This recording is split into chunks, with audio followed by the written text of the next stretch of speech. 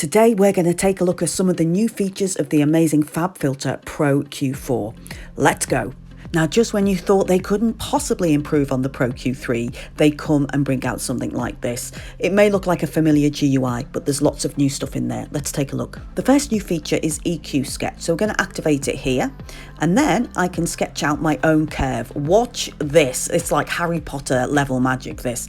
Woo! So now I'm sketching out my own EQ curve. Done. So it enables me to work very quickly and get the results I want very, very fast. I mean, that is amazing. Great feature. And also, because I'm like color mad, I like the fact that you can click on these arrows and each of those EQ curves lights up with the corresponding color. That's great. These little things really help in a really big mix. Number 2, analog character modes have been added. So now you can add some analog flavor: clean, subtle, or warm. Clean just sounds like the normal Pro Q3, but the warm sounds incredible. You got to give it a try. 3 is the instance list, which is kind of a development from the Pro Q3. So here are all of the instruments with the Pro Q4 loaded on. So when I move my mouse, it zooms in on each of those instruments, or we can disable the zoom up here. Now this is sick, this. If I click on this symbol here, it's the collision reference button. So now all of the other instruments are going to light up where there's a clash in the frequency spectrum based on that reference. And what's really helpful is that I can now treat these clashing frequencies in this instance list mode.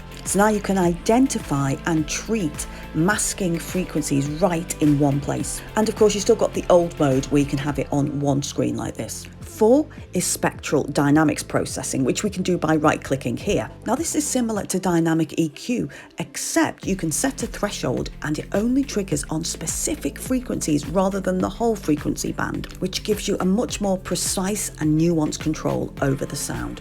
This is brilliant on instruments like guitars and pianos in particular. Give it a try. Now everything is in auto mode here unless you click on this little expansion box here. Now here we can adjust the attack and release. And we also have the spectral density slider, and this basically sets how selective the processing will be. We also have the threshold slider, which is set with A, which is auto as standard, but if we move this, we go into manual threshold mode, which is what I advise you do. 5, we have improved latency modes, just like the Pro Q3, 0 latency, natural phase and linear phase. But look at this, we now have these breakout options: low, medium, high, very high to maximum. So it gives you even more control over the latency and the phasing of the plugin. And finally, 6, the Pro Q3 presets still work in this plugin. So if you're someone who's bought my Pro Q3 preset pack, they will all still work in the Pro Q4. Thanks for that, Fabfilter. 10 out of 10 for me, guys. Go and check it out. I'm Aubrey Whitfield. Thanks for watching.